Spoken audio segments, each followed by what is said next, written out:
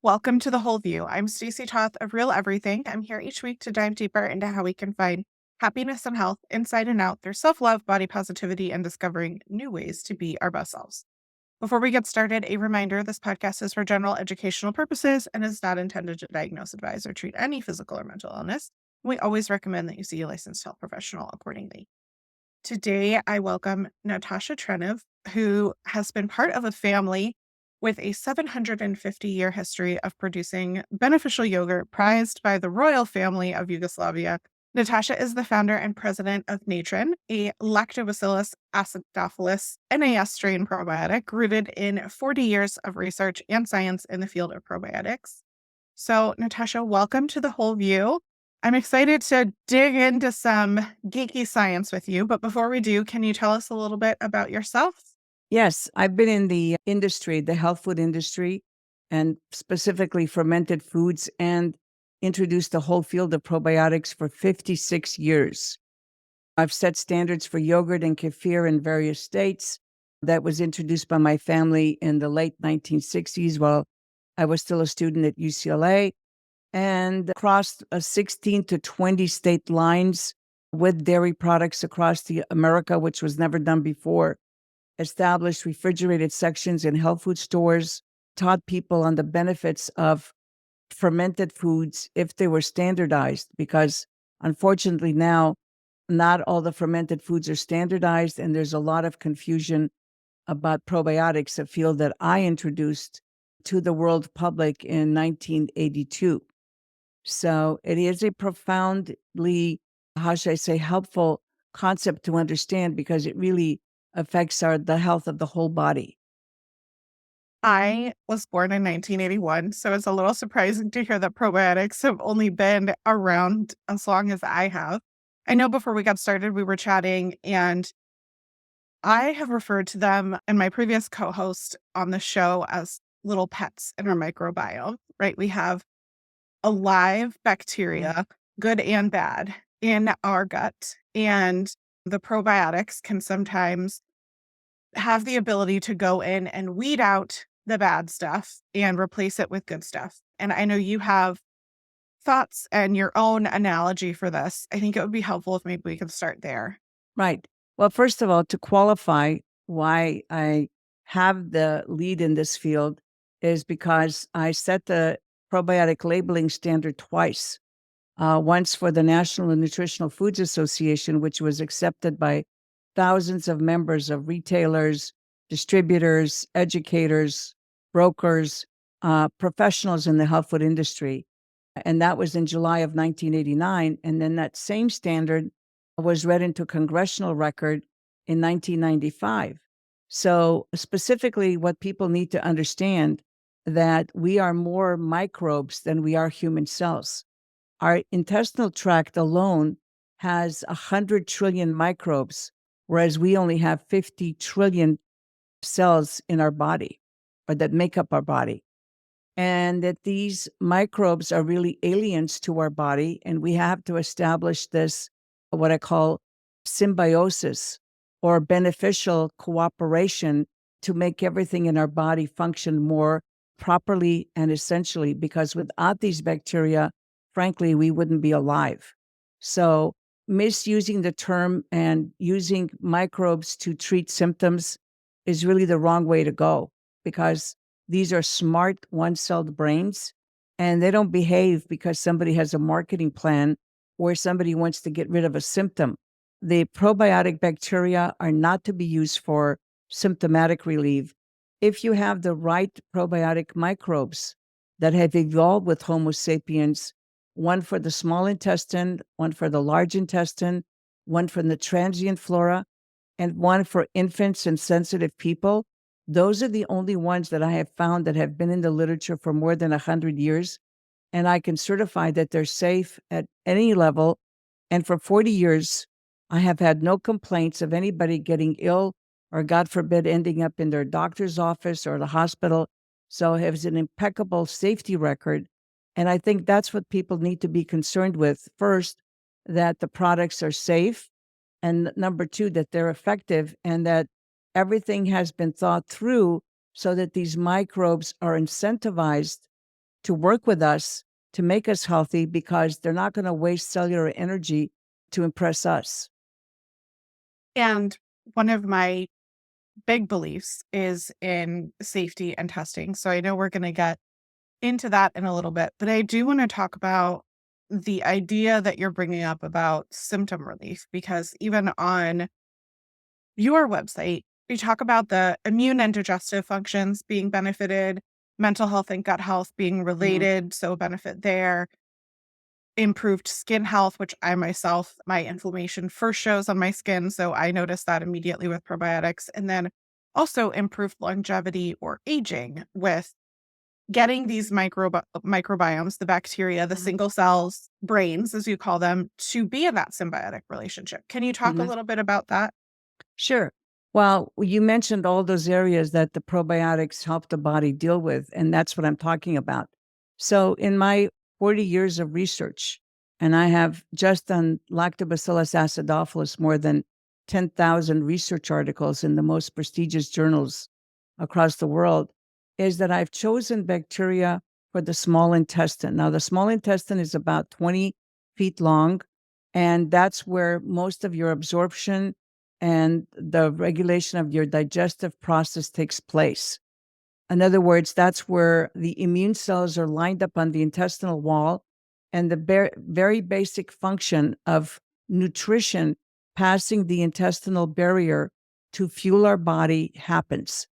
If the wrong size nutrient passes the intestinal barrier, you're going to have food sensitivity, allergies, and possibly then autoimmune problems that lead to autoimmune disease if the proper sized molecule does not pass the intestinal wall. So, the function of this Lactobacillus acidophilus in the small intestine is very essential to our health. And then I was the first one in the United States to introduce bifidobacteria, and that was around 1984. And bifidobacteria are the predominant bacteria in our large intestine, and our colon is part of our large intestine. And we call that the sanitation and waste and disposal system of the body. And that's equally important because with that, not functioning properly and finishing our digestive process and eliminating waste in a timely fashion burdens the liver, causes auto intoxication, meaning we're absorbing the toxins back into our body, which causes damage, and we're not eliminating properly. In other words, it all has to function with precision that the food moves through our body in at least 24 hours, that our body has a chance to process it and eliminate it before toxins are reabsorbed into the body.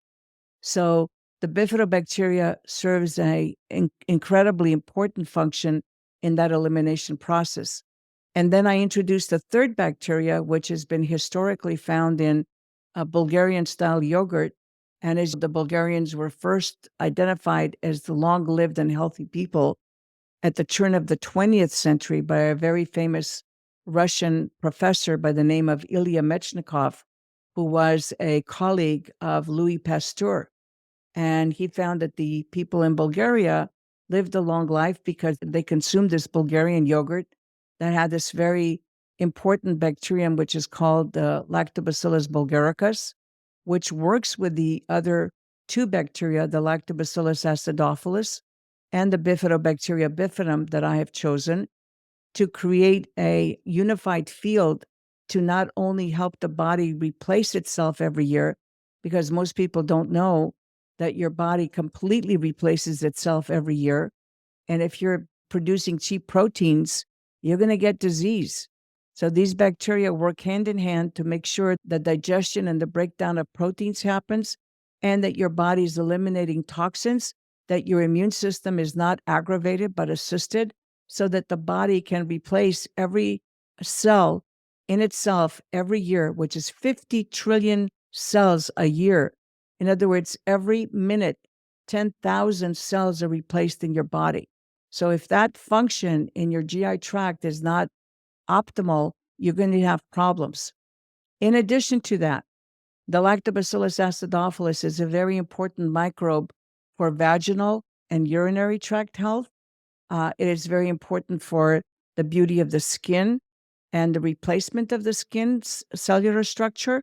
So these bacteria work on multiple levels, not only to ensure the proper fueling of our body, the proper replacement of our cellular structure, the building of a beautiful skin that shows what's going on inside of your body, and the ability to think clearly and be in a good mood.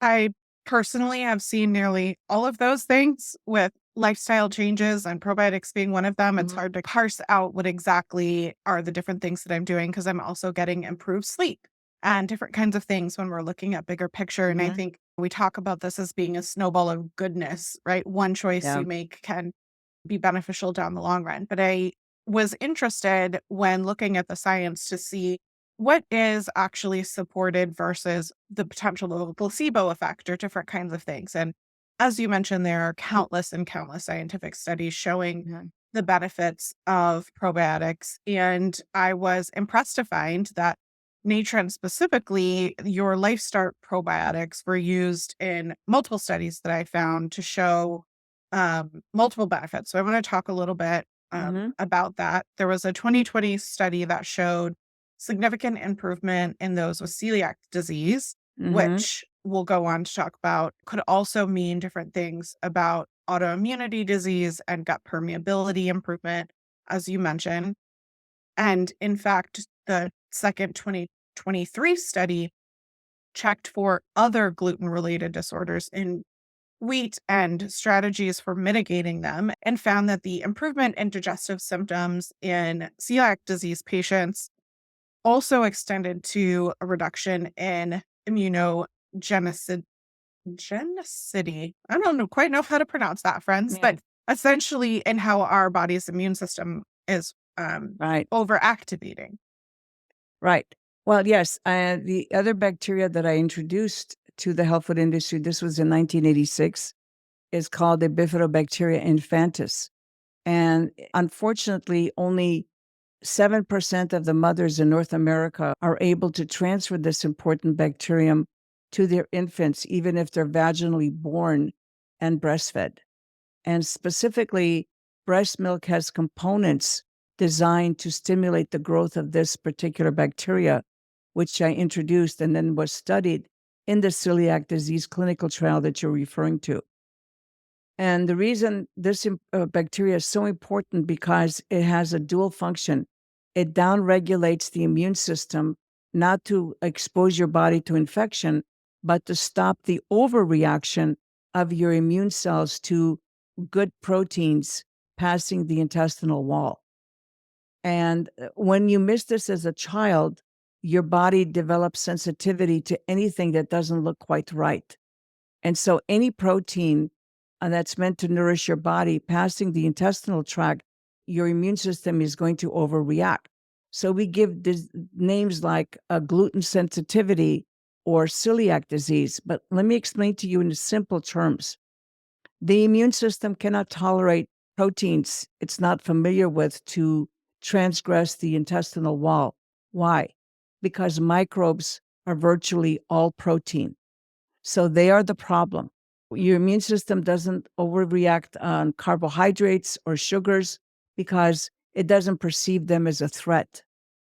But if you have a protein molecule, and gluten happens to be the protein of wheat, so that's what's causing the immune system to overreact because that wheat molecule has been modified by us hybridizing the wheat germ and by then adding GMO and making all kinds of changes that the immune system now cannot recognize the protein molecule found in wheat and therefore has an overreaction. And ultimately, if you get celiac disease, the immune system actually starts destroying the cells on your intestinal wall, uh, figuring out that it's an attack on the body, so it has to eliminate those defective cells.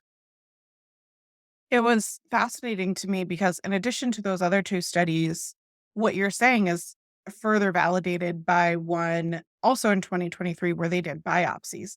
And Mhm. so this is where we can be absolutely sure this is not placebo effect or anything else where someone's reporting a symptom, even if they were given a placebo or whatever it might be. This group was partitioned into different kinds of groups where it was identified that the people who had the correct probiotic Mhm. had the reduction in symptoms, even if they weren't following a gluten-free diet. And for someone who has celiac disease, for me to hear that someone is still eating gluten and seeing improvement in their intestines and symptom reduction simply by taking a probiotic is mind blowing. Of course, the results were better for the third group who did both, right? Who had the gluten free diet and took the Mhm. probiotic. But I think I mean, that if we extrapolate that into other proteins that people might be irritated by, right? Like there's a lot of people who have lactose intolerance, which is the protein of dairy, or all different kinds of allergies that are popping up these days, and how we can see that's supporting what is happening in our gut health all the way down through the sewage and excavation system, I think you called it. That's a great reference to lower Yeah, intestines. Sewage and sanitation waste. and waste management system. Yes, I love it. But in supporting all of that, how much better it can make a bunch of things that we might not realize are related because our intestines are full of nerves, just like our brain, and are Mhm. mapped to different places in our body. I remember first finding this out and being like, well, how in the world could me eating something that my body is having a problem with relate to brain fog? And yet we see multiple studies that validate and show this to be the case. Absolutely. I was one of the first ones to lecture on the gut brain axis to show that we have neurons lining our intestinal wall and that we also produce the feel good chemicals necessary for our first brain to function optimally and to be in a good mood. Is serotonin and dopamine are just two of the chemicals that are produced in our gut and send up the vagus nerve to the first brain. So a lot of people talk about this, but the issue is that these bacteria, first of all, have to survive fermentation, manufacturing, storage, shipping, stomach acid, and bile in order to do any good in the body. Otherwise, you get involved in using what I call designer organisms that may not be safe at any level. And that's where I think the confusion and the lack of understanding that we cannot play around with microbes because microbes only have their needs at hand and they work with us because we are the best place for them to multiply. So, unless they've evolved with us and they're safe at any level, I would not play around with taking what I call designer microbes because they may be eliminating other friendly microbes that you need, or they can also resort to producing toxins, which will then cause a lot of problems in your body because toxins are one of the very few things that can turn on and off genes. Genes do not turn themselves on and off. They need stimulation to be turned on and off. So, ignorance is not bliss in this situation where you cannot be taking microbes that can and will produce toxins to gain a foothold on their territory or to dominate that territory at your expense. Yeah, we actually just did a show last week about how genes work and epigenetics and how toxins have that effect on turning on and off our genes. Also, Mm. trauma and stress and all different kinds of things do that.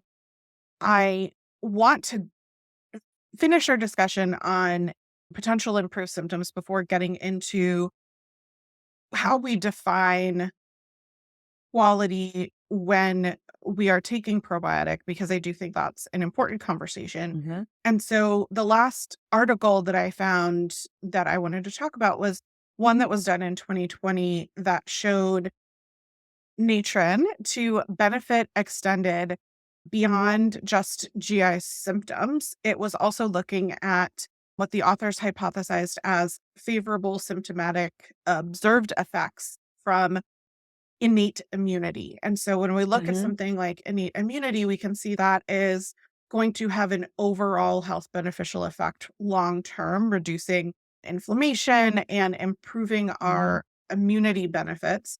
And they were able to test and show that panda cells were actually reduced in biopsies in different groups of patients, which again, another it was a small group, but still great to show when we're talking about a biopsy from a person that is not something that we're gonna see, like, huge trials on, and so I just wanna make Mhm. sure listeners understand those Pana cells are essentially they produce the antimicrobial peptides and proteins and other components that Mhm. are important in our body, right? The host of these little bacteria Mhm. guys, our pets, to defend and build immunity.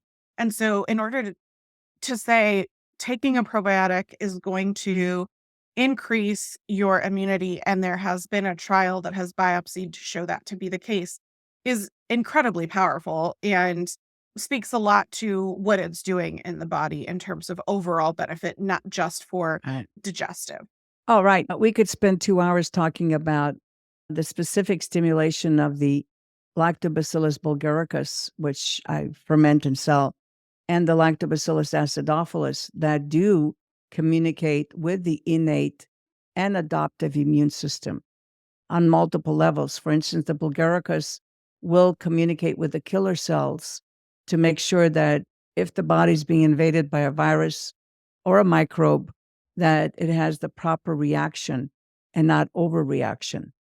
And it's really significant to know this that these bacteria are smart. They don't overstimulate the immune system, but do call out the immune system if there's a threat, because the reason they do that, because you're the best place for them to live.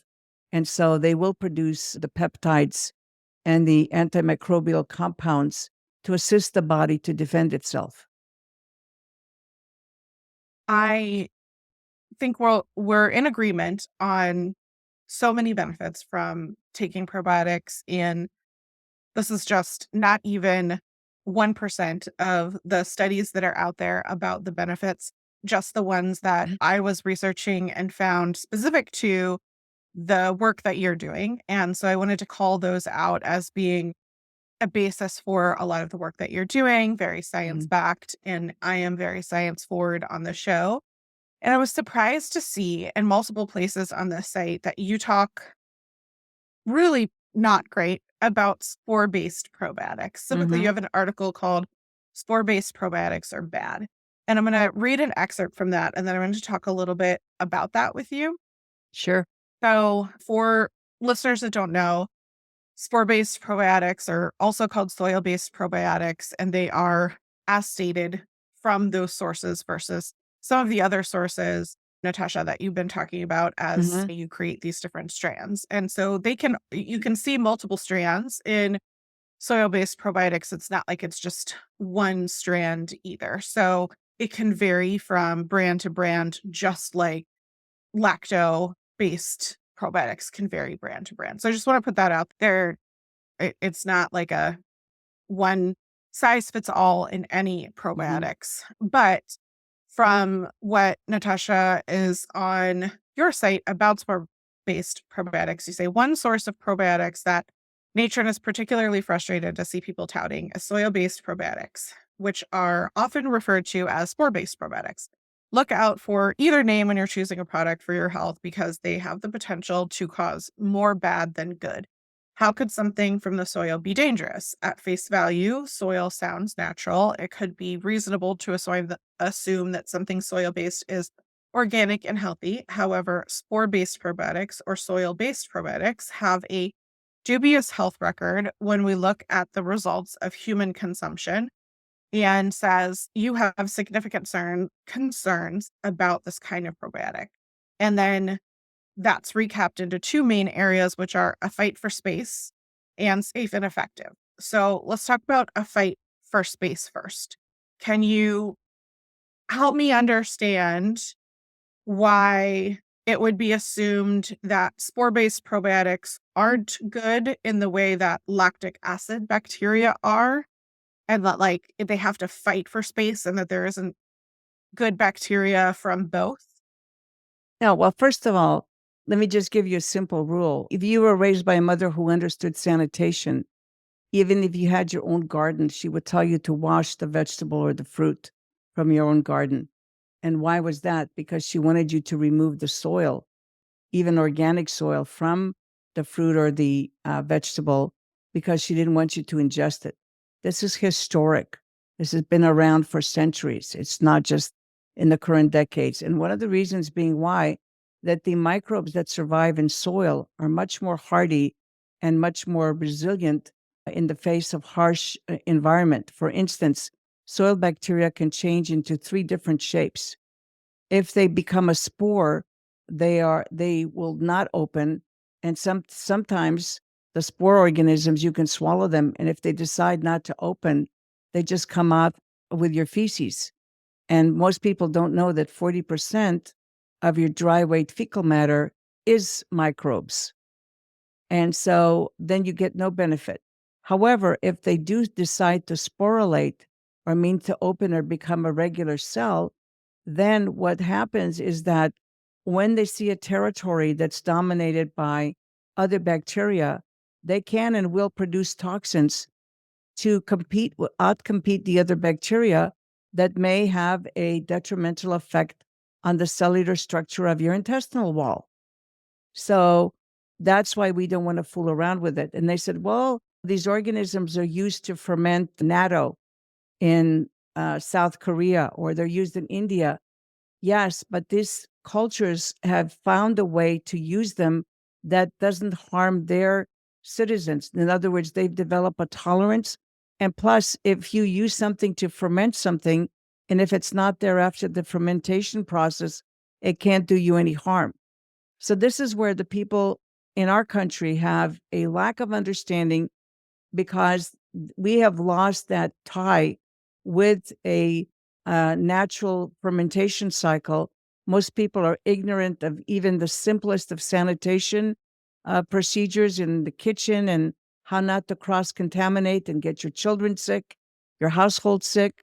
And so, therefore, soil organisms cannot be used indiscriminately, because we have no idea when they will decide to produce toxins that can damage the intestinal wall and can also trigger the turning on and off of genes.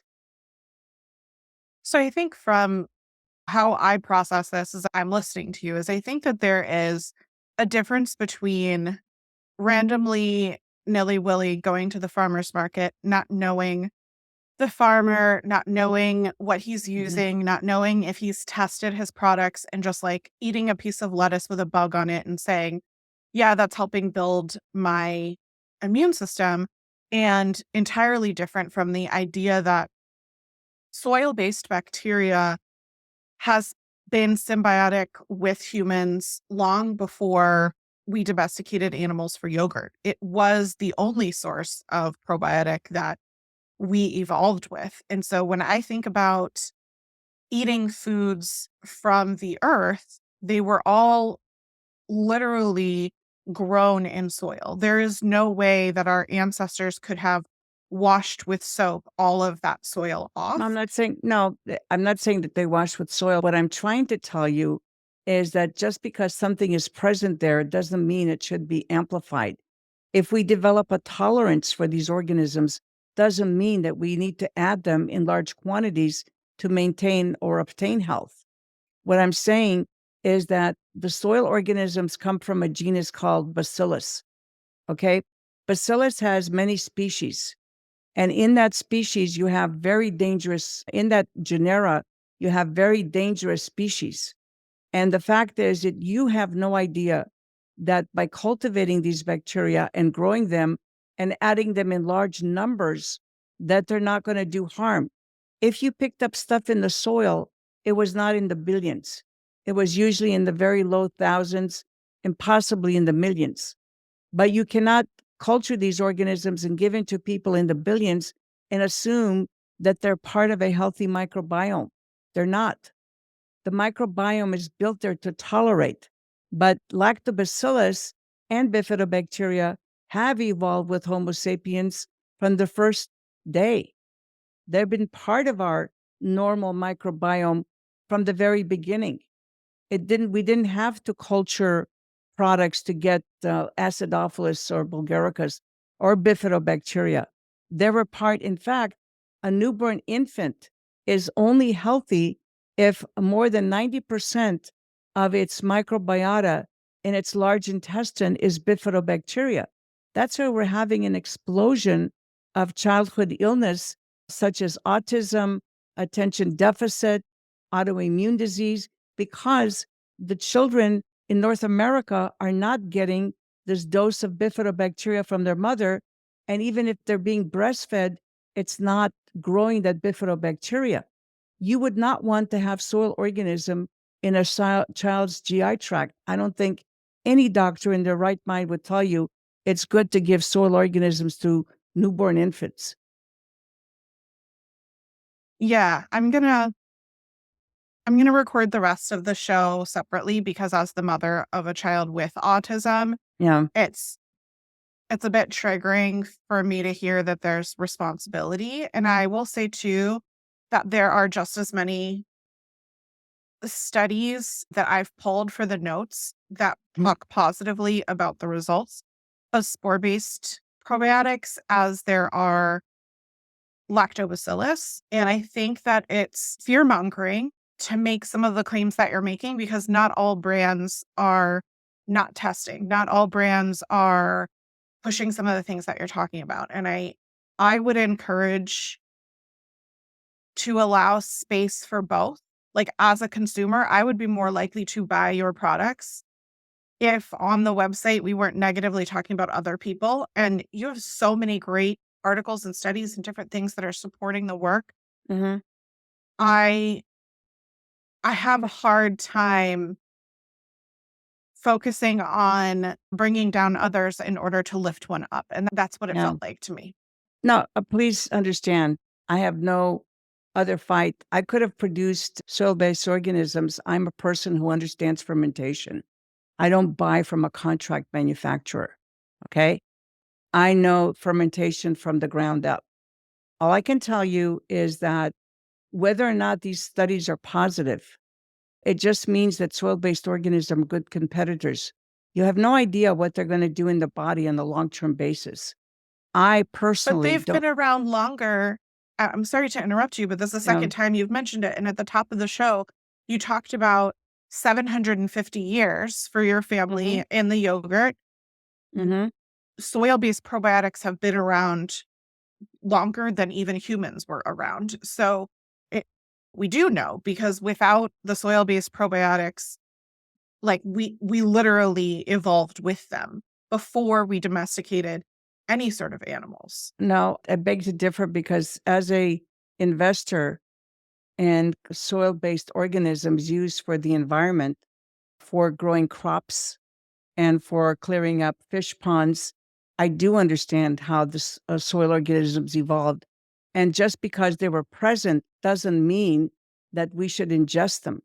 And it doesn't mean that they were there before the lactobacilli, even before fermented foods existed. These bacteria were part of the human microbiome. So, what I'm trying to tell you is that when pharmaceutical companies want to make potent antibiotics, they take it from soil organisms. In fact, vancomycin was developed from a soil organisms from a teaspoon of soil taken from a country called Borneo. Okay. And so these soil organisms were used to develop drugs, very potent drugs. And we can go into the safety of this. The fact that somebody's telling that this evolved with human beings, evolved with microbes, that is true. But it doesn't mean that we should increase the amount of certain microbes in our GI tract. They should be kept at a certain level so they don't, because when these organisms are allowed to overgrow, is when they become aggressive. But the lactobacilli never become aggressive, even if they're allowed to overgrow. So, listeners, it's just me now. And I want to thank you if you're still here. This is a very unusual thing that has happened for me on the show where I didn't feel like the message that I wanted you to hear, based on the research and the science that I have found, was something that warranted continuation. So, as I mentioned, I have huge respect for Natasha and the work that she's doing and the benefits that her product is showing. I also feel like there is space for many things in the health and wellness community. It does not have to be one or the other. And a lack of one does not cause something else. I'm very sensitive to the idea, after learning so much about healthism and the lack of inclusion in the health and wellness space, that the idea of if someone didn't have this or if they didn't do that, then it caused this. And the fact is, autoimmunity could happen for a bajillion reasons, having nothing to do with what a person has done or consumed or experienced in their life.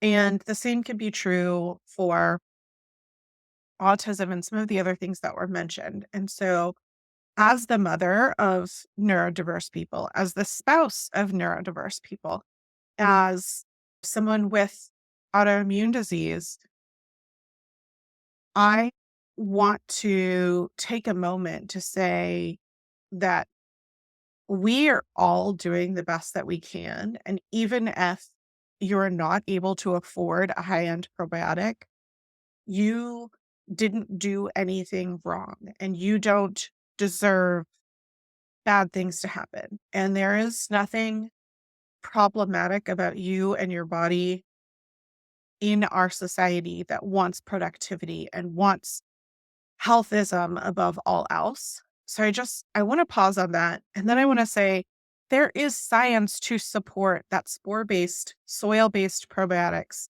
can be incredibly beneficial when done right. Let's just take a moment to breathe, and then I want to jump into that. Getting back to the idea that soil-based bacteria is built on the foundation that it is what our ancestors evolved to have naturally in their microbiome. And we are trying to mimic that. And we are trying to create a space in our gut that optimizes the microbiome in all the ways that we talked about already, but that we're doing so with different strands. So if we look at how soil could be beneficial, I am not a parent that worries about my children washing their hands and cleanliness all the time, because long ago I learned that exposure to some of these things can build your immune system. And I know now that has somewhat to do with probiotics in the soil and some of the things that our children play in and the foods that we eat are grown in and all of these things. So, looking at some of the science that supports this, in 2017, there was a groundbreaking study that demonstrated oral spore based probiotic supplementation was associated with reduced incidence of dietary endotoxin. So, we'll talk about that. That's the buildup of toxins, reduced triglycerides, which are caused by liver stress and inflammation, and reduced disease biomarkers. So let's talk about the 42% reduction of endotoxins demonstrates that the intestinal lining was able to substantially heal and seal itself, thus preventing the leakage of the gut bacteria produced toxins into the bloodstream. That's where we were talking about it being reabsorbed right back into the body. We can also see that there was a 24% reduction in triglycerides, which is the fat that increases when the liver is just really overwhelmed and stressed out, and decreases as the toxic load goes down. It also decreases as stress and inflammation go down.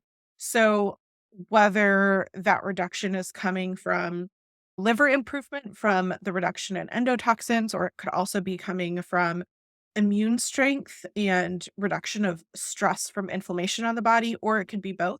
What we know is that there was a 24% reduction in triglycerides. We can also see that there is a dramatic lowering of ghrelin, which is our hunger hormone. And as ghrelin levels go down, um, we don't feel satisfied, satiated, so we keep eating.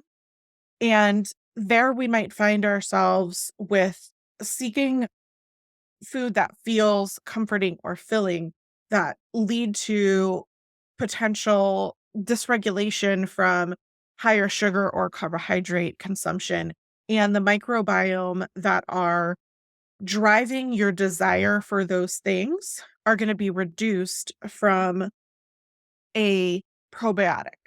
So we also see significant reductions in the inflammatory cytokines associated with those sugar response type actions, and that creates slower recovery processes and a high body inflammatory load.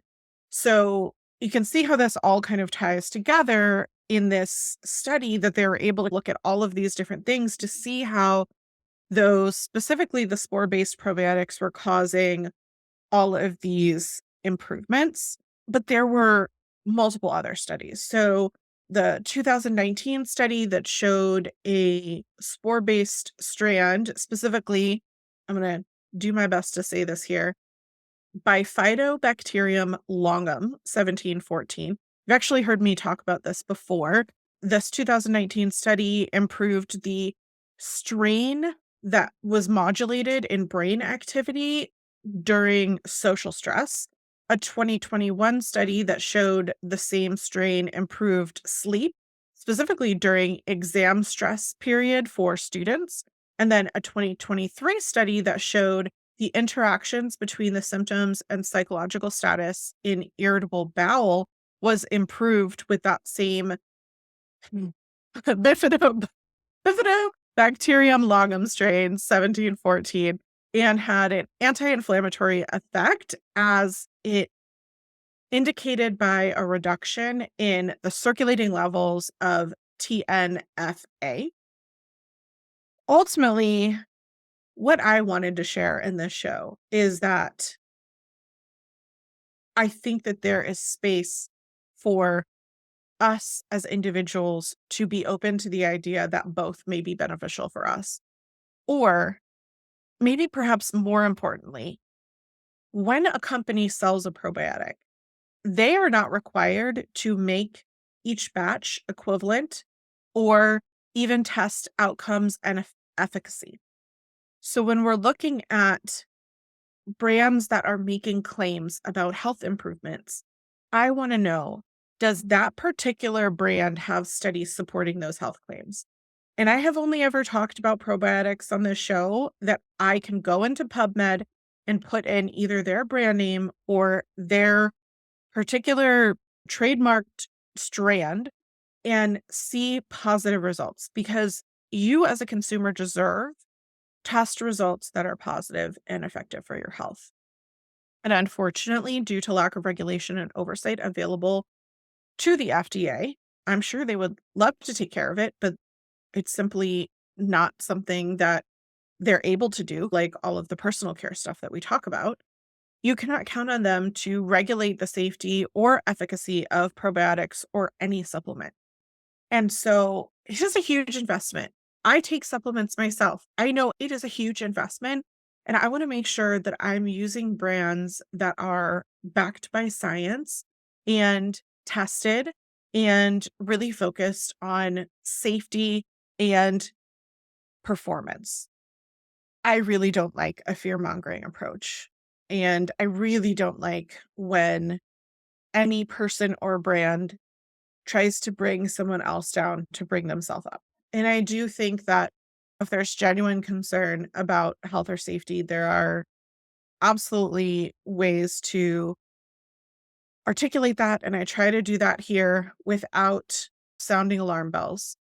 And I want to make sure that I'm looking at all of the science and making an informed decision, because you listeners are some of the smartest, most curious people who are totally capable of making your own informed choice.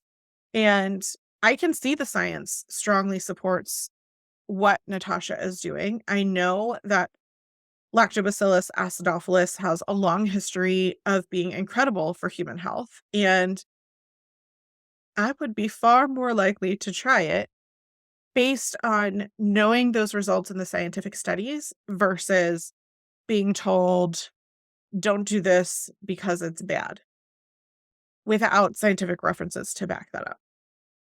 So I think that there are space for both items in people's digestive tracts. Perhaps what you're interested in might be something that you want to Google. When I am looking up resources and references for these kind of things, I simply Google PubMed and then the thing that I'm looking for. And anything that comes up with a .gov or a .org email address, it might not necessarily be coming up in PubMed first, but there's a lot of other like university websites and different things that do studies that you might find in your searches as well. If you're looking for a specific symptom and wondering which might be better if you only want to or can only take one, I myself try to get my Lactobacillus acidophilus in natural sources in the foods that I consume. I know I'm not getting enough. And so there is opportunity for me to improve that. And in doing the research, I wanted to bring you along in this journey. And I appreciate your willingness to be here and wade through that. And I always like to leave you with something positive, something actionable that you can do to take to be of service to work on yourself. And today, what I'm going to ask you to do is to challenge the idea that someone might present to you the way that you heard me challenge today.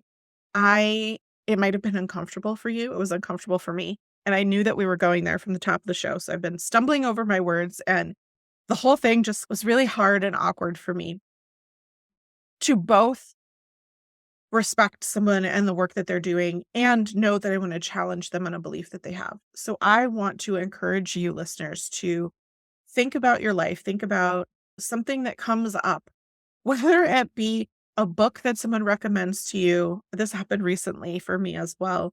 A book was recommended, and when I was reading reviews, they were talking about non-consensual romance. And that felt really uncomfortable for me. And so I asked the person who recommended it, and they said, "Oh, absolutely. That part of the book was really uncomfortable for me. Um, I just moved past that and enjoyed the rest of the book." And I made the decision to not read that book. I don't want to support the author if that's what's happening in the storyline. So I ask you, what other places in your life can you challenge and hold people accountable to the values and beliefs that you hold or the science that you find? These kinds of things are so important for the betterment of our society. And I hope that this has been both educational and helpful and enlightening for you. I just sincerely appreciate if you've made it to this far in the show. Thank you for tuning in today.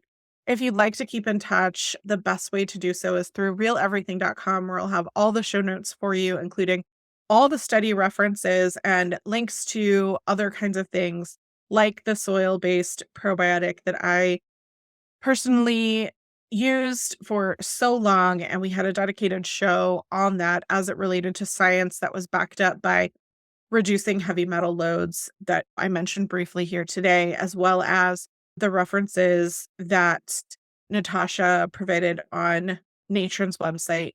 I am not affiliated with either of those brands anymore. So I am coming at this from a very neutral place that I would imagine a lot of you as listeners and consumers are coming from in trying to make the most informed decision for you and your family. So I thank you for being here and being willing to be open to growth and learning through your own personal change, because no one is perfect. Certainly not me today. But in listening, learning, and unlearning, we can choose to become better versions of ourselves for ourselves. Thank you so much.